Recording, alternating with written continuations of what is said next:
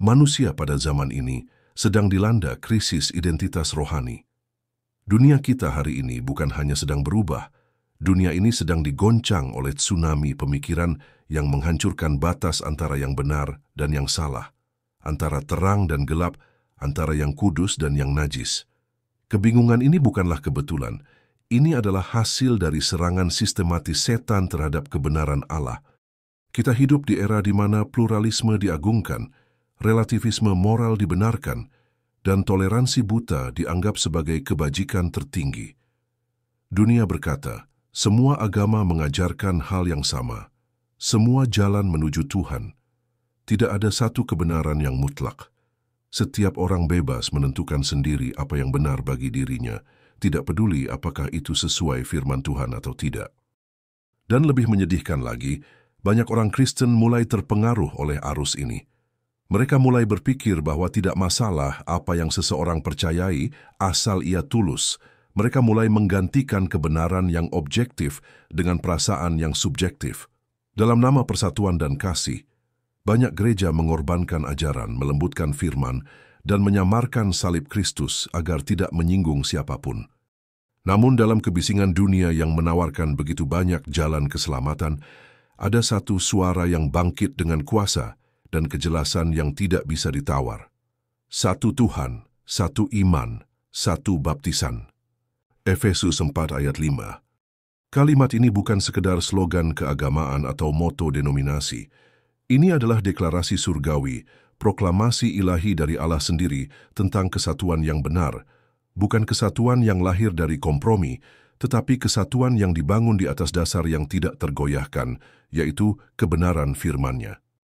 Rasul Paulus menulis ayat ini kepada jemaat di Efesus, sebuah kota yang penuh dengan keberagaman agama, filsafat, dan penyembahan berhala.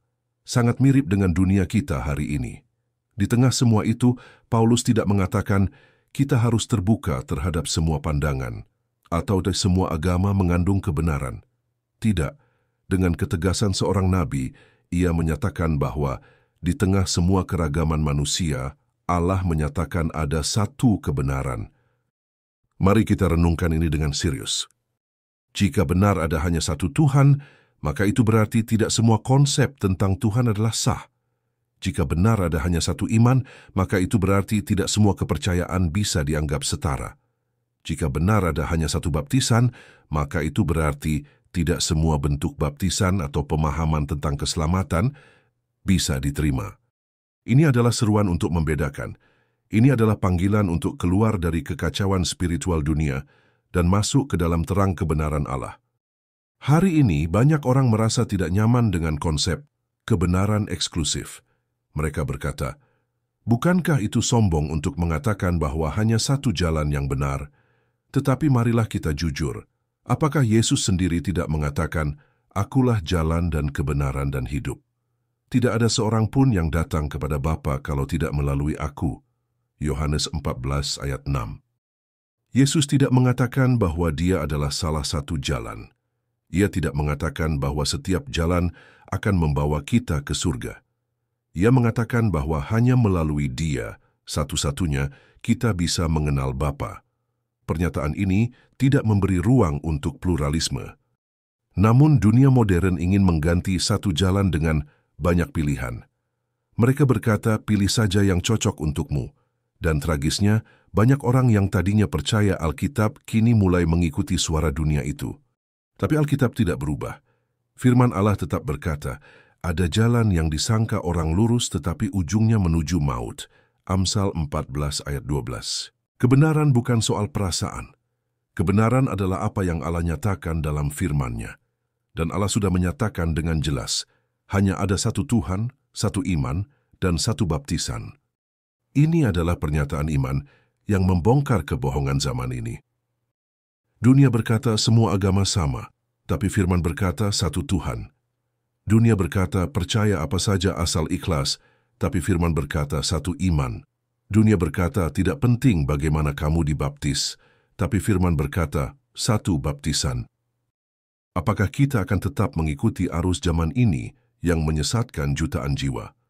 Ataukah kita akan berani berdiri di atas dasar yang teguh meski harus melawan mayoritas? Saudaraku, ini bukan soal denominasi, ini bukan soal tradisi, ini soal keselamatan, ini soal mengenal Tuhan yang sejati dan jalannya yang benar. Kesatuan yang sejati hanya bisa lahir dari kebenaran, bukan dari kompromi. Kesatuan yang diberkati Tuhan bukanlah yang dibangun atas dasar persetujuan manusia, tetapi yang lahir dari ketaatan kepada firman-Nya. Hari ini Tuhan sedang memanggil umat-Nya keluar dari kebingungan rohani, keluar dari Babel zaman modern, keluar dari campuran ajaran manusia dan kebenaran ilahi. Ia sedang memanggil kita kembali kepada yang satu Tuhan, satu iman, satu baptisan. Dan dalam beberapa bagian selanjutnya, kita akan menggali lebih dalam. Siapakah satu Tuhan yang sejati itu? Apakah arti dari satu iman menurut firman Allah? Bagaimana kita memahami satu baptisan yang benar menurut Alkitab? Bersiaplah, karena kebenaran ini akan menantang, menguatkan, dan jika kita taat, akan membebaskan kita dari belenggu kebingungan zaman ini. Firman Tuhan menegaskan bahwa hanya ada satu pribadi ilahi yang sejati, yang layak disembah dan ditaati. Dalam dunia yang dipenuhi dewa-dewa, filsafat manusia, dan agama-agama buatan yang menyimpang dari kebenaran, Alkitab berdiri sebagai suara yang tegas dan mutlak. Yesaya 45 ayat 5. Akulah Tuhan dan tidak ada yang lain, kecuali aku tidak ada Allah. Aku telah mempersenjatai engkau, sekalipun engkau tidak mengenal aku. Tuhan yang satu itu bukanlah hasil pemikiran manusia, bukan pula semacam energi kosmik atau konsep samar tentang kebaikan universal. Tuhan yang satu dan benar adalah Yahweh, Allah Abraham, Ishak, dan Yakub. Dialah pencipta langit dan bumi yang hidup kekal dan tidak berubah. Dia menyatakan dirinya dalam pribadi Yesus Kristus, Putranya yang tunggal, firman yang menjadi manusia untuk menyelamatkan umat-Nya dari dosa. Yesus berkata dengan tegas, "Akulah jalan dan kebenaran dan hidup. Tidak ada seorang pun yang datang kepada Bapa kalau tidak melalui aku." Yohanes 14 ayat 6. Tidak ada alternatif. Tidak ada jalur lain, tidak ada kompromi. Siapa yang menolak Yesus, menolak Bapa. Siapa yang menerima Yesus, menerima Tuhan yang benar. Namun apa yang terjadi di dunia saat ini? Banyak orang menciptakan Tuhan menurut selera mereka sendiri. Tuhan yang tidak peduli pada dosa. Tuhan yang memaafkan tanpa pertobatan. Tuhan yang menerima semua agama tanpa membedakan mana yang benar. Tuhan yang hanya penuh kasih, tapi tanpa keadilan dan kebenaran. Tuhan semacam itu adalah berhala, ciptaan pikiran manusia, bukan Tuhan yang sejati. Firman Tuhan berkata, Keluaran 20 ayat 3, "Jangan ada padamu Allah lain di hadapanku." Tuhan tidak memberi tempat untuk pluralisme rohani. Ia menuntut penyembahan yang eksklusif.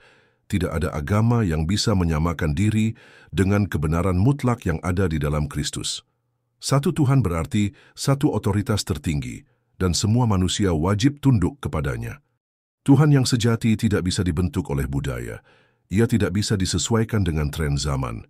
Ia adalah ilahi, kudus, dan tidak berubah. Apa yang difirmankannya ribuan tahun yang lalu tetap benar hari ini dan akan tetap benar selama-lamanya. Mazmur 100 ayat 3, "Ketahuilah bahwa Tuhanlah Allah, Dialah yang menjadikan kita dan punya Dialah kita, umat-Nya, dan kawanan domba, gembalaannya." Oleh karena itu, marilah kita kembali kepada Tuhan yang esa. Jangan biarkan dunia yang gelap ini menipu kita dengan berhala rohani dan ilusi toleransi tanpa kebenaran. Satu Tuhan berarti satu iman, satu jalan keselamatan dan satu kebenaran. Dan namanya adalah Yesus Kristus, jalan menuju Bapa dan kehidupan kekal. Dalam dunia yang penuh dengan beragam kepercayaan, doktrin, dan sistem agama, firman Tuhan dengan jelas menyatakan bahwa hanya ada satu iman yang benar. Bukan banyak, bukan bebas ditafsirkan sesuka hati, tetapi satu iman yang sejati, yang berasal dari Allah sendiri. Apa itu satu iman? Iman di sini bukan hanya sekadar percaya bahwa Tuhan itu ada. Banyak orang percaya akan keberadaan Tuhan, namun tidak memiliki iman yang menyelamatkan. Yakobus 2 ayat 19 menegur dengan keras, "Engkau percaya bahwa hanya ada satu Allah saja." Itu baik. Tetapi setan-setan pun juga percaya akan hal itu dan mereka gemetar. Ini berarti percaya saja tidak cukup. Bahkan setan pun percaya, tetapi mereka tidak diselamatkan. Maka, iman yang dimaksud dalam Efesus 4 ayat 5 adalah iman yang aktif, yang menyelamatkan, dan yang benar di hadapan Allah. Ciri-ciri iman yang benar. Yang pertama, iman yang berpusat pada Yesus Kristus. Iman yang sejati percaya bahwa Yesus adalah satu-satunya juru selamat, satu-satunya jalan kepada Bapa. Yohanes 14 ayat 6. Ia bukan hanya guru, nabi, atau teladan moral. Ia adalah Tuhan yang menyelamatkan. Yang kedua, iman yang didasarkan pada kebenaran Alkitab. Bukan tradisi manusia, bukan ajaran turun-temurun tanpa dasar Alkitab. Iman yang benar, berdiri di atas firman Tuhan yang hidup, tidak berubah dan dapat dipercaya. Langit dan bumi akan berlalu, tetapi perkataanku tidak akan berlalu. Markus 13 ayat 31. Yang ketiga, iman dinyatakan melalui ketaatan dan pertobatan sejati. Yakobus 2 ayat 26. Sebab seperti tubuh tanpa roh adalah mati, demikian jugalah iman tanpa perbuatan-perbuatan adalah mati. Iman yang benar menghasilkan pertobatan, perubahan hidup, dan ketaatan kepada perintah Tuhan. Tidak cukup hanya berkata, saya percaya, tetapi hidup tetap sama seperti dunia ini. Yang keempat, iman diperkuat oleh Roh Kudus. Iman yang sejati bukan hanya karena kita memilih percaya, tetapi karena Roh Kudus menanamkan keyakinan itu dalam hati kita. Ia menuntun, mengajar, dan menguatkan kita untuk hidup sesuai dengan kehendak Allah. Saudara, hati-hati dengan iman yang salah. Banyak orang memiliki iman, tetapi berdasarkan perasaan, percaya saat suasana hati nyaman, tetapi goyah dalam penderitaan. Berdasarkan tradisi, mengikuti agama hanya karena warisan keluarga atau kebiasaan lingkungan. Tidak mengubah hidup, percaya Tuhan tetapi tetap hidup dalam dosa tanpa perubahan karakter. Semua ini bukan iman yang menyelamatkan. Iman sejati mengubah hati, pikiran, dan hidup seseorang. Jadi iman timbul dari pendengaran, dan pendengaran oleh firman Kristus. Roma 10 ayat 17. Artinya iman tidak lahir dari emosi atau keinginan manusia, tetapi dari mendengarkan firman Tuhan. Ketika kita membuka hati kepada firman Kristus, Roh Kudus bekerja membangkitkan iman yang sejati di dalam diri kita. Mengapa satu iman? Karena Tuhan tidak memberikan banyak jalan. Ia hanya menyediakan satu jalan keselamatan, satu kebenaran, satu hidup, yaitu Yesus Kristus. Maka, hanya ada satu iman yang benar yang dibangun di atas, ajaran Kristus dan para rasul, kebenaran yang menyelamatkan, bukan menyesatkan, hidup yang tunduk sepenuhnya kepada kehendak Allah. Satu iman adalah iman yang hidup, bukan hanya di kepala tetapi juga di hati dan dalam tindakan. Iman yang sejati membawa kita kepada pengudusan, penyangkalan diri, dan hidup dalam kasih dan kebenaran. Mari kita periksa iman kita. Apakah iman kita lahir dari firman Tuhan atau hanya warisan dari lingkungan? Apakah iman kita menghasilkan buah pertobatan dan ketaatan? 2 Korintus 13 ayat 5. Ujilah dirimu sendiri. Apakah kamu tetap tegak di dalam iman? Selidikilah dirimu. Apakah kamu tidak yakin akan dirimu bahwa Kristus Yesus ada di dalam diri kamu? Sebab jika tidak demikian, kamu tidak tahan uji. Dalam dunia kekristenan hari ini, terdapat berbagai macam cara baptisan. Ada yang hanya dipercik, ada yang dituangi air, bahkan ada yang hanya berupa simbolik tanpa air sama sekali. Namun pertanyaannya adalah, apakah semua cara itu sesuai dengan standar kebenaran Alkitab? Alkitab dengan tegas menyatakan bahwa hanya ada satu baptisan yang benar di hadapan Allah.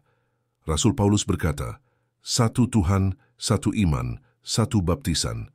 Efesus 4 ayat 5. Artinya, Tuhan tidak mengakui banyak jenis baptisan. Ia hanya mengakui satu jenis baptisan yang benar, yang sesuai dengan pola yang telah Ia tetapkan dalam firman-Nya. Ciri-ciri baptisan yang benar menurut Alkitab. Yang pertama, dilakukan setelah pertobatan. Baptisan tidak sah jika dilakukan tanpa pertobatan. Seseorang harus terlebih dahulu menyesali dosanya, menerima Yesus sebagai Tuhan dan Juru Selamat, lalu dengan kesadaran penuh memilih dibaptis. Bertobatlah dan hendaklah kamu masing-masing memberi dirimu dibaptis dalam nama Yesus Kristus untuk pengampunan dosamu, maka kamu akan menerima karunia Roh Kudus. Kisah Para Rasul 2 ayat 38. Yang kedua, dilakukan dengan secara diselamkan atau dibenamkan dalam air, bukan percikan. Kata baptisan berasal dari kata Yunani baptizo, yang berarti menyelamkan, membenamkan, atau menenggelamkan sepenuhnya ke dalam air. Yesus sendiri dibaptis dengan cara diselamkan ke dalam air. Perhatikan kisah ini. Sesudah dibaptis, Yesus segera keluar dari air. Matius 3 ayat 16. Kalimat ini menunjukkan bahwa Yesus masuk ke dalam air, lalu keluar dari air. Ini tidak bisa terjadi jika ia hanya dipercikan. Yohanes membaptis di sungai Yordan karena tempat itu menyediakan banyak air untuk pembenaman, bukan untuk percikan. Yohanes 3 ayat 23. Akan tetapi Yohanes pun membaptis juga di Ainon, dekat Salim, sebab di situ banyak air dan orang-orang datang ke situ untuk dibaptis. Jika baptisan hanya berupa percikan, maka air dalam wadah kecil sudah cukup dan tidak perlu mencari tempat yang banyak airnya. Bahkan ketika Filipus membaptis sida-sida dari Ethiopia, mereka masuk ke dalam air bersama-sama. Keduanya turun ke dalam air, baik Filipus maupun sida-sida itu, dan Filipus membaptis dia. Kisah Para Rasul 8 ayat 38. Semua contoh dalam Alkitab menunjukkan bahwa baptisan selalu dilakukan dengan cara diselamkan ke dalam air, bukan dipercik. Yang ketiga, dilakukan dalam nama Yesus Kristus atau nama Bapa, Anak, dan Roh Kudus. Yesus sendiri memerintahkan baptisan dalam nama Tritunggal. Karena itu pergilah, jadikanlah semua bangsa muridku dan baptislah mereka dalam nama Bapa dan Anak dan Roh Kudus. Matius 28 ayat 19. Namun para rasul dalam Kisah Para Rasul juga melakukannya dalam nama Yesus Kristus, sebab Yesus adalah manifestasi Allah dalam bentuk manusia. Intinya, baptisan harus berdasarkan iman kepada Yesus Kristus yang sejati, bukan dalam nama tokoh gereja atau sekte tertentu. Yang keempat, melambangkan kematian terhadap dosa dan kebangkitan dalam hidup baru. Baptisan bukan sekadar simbol, ia adalah perjanjian serius, sebuah pemakaman rohani, di mana manusia lama dimatikan dan manusia baru bangkit bersama Kristus. Kolose 2 ayat 12. Karena dengan dia kamu dikuburkan dalam baptisan, dan di dalam dia kamu turut dibangkitkan juga oleh kepercayaanmu kepada kerja kuasa Allah yang telah membangkitkan dia dari orang mati. Baptisan seperti dikuburkan, dan itu hanya bisa digambarkan dengan penyelaman, bukan percikan.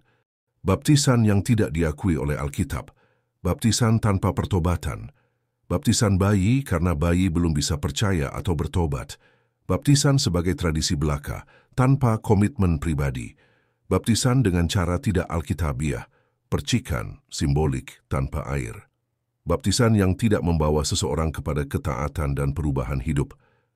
Yesus berkata, barang siapa percaya dan dibaptis akan diselamatkan, tetapi barang siapa tidak percaya akan dihukum. Markus 16 ayat 16.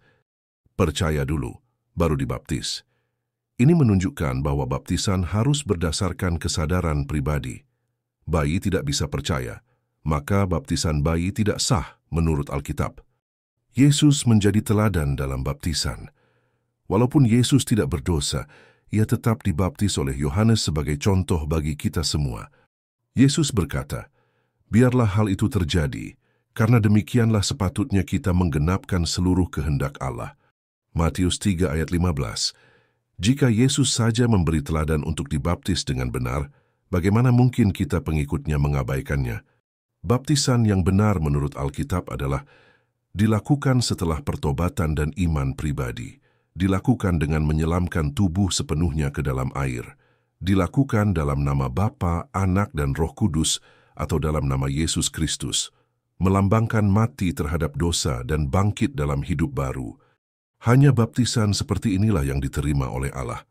Segala bentuk baptisan lain, betapapun religius atau tradisionalnya, tidak memiliki dasar alkitabiah.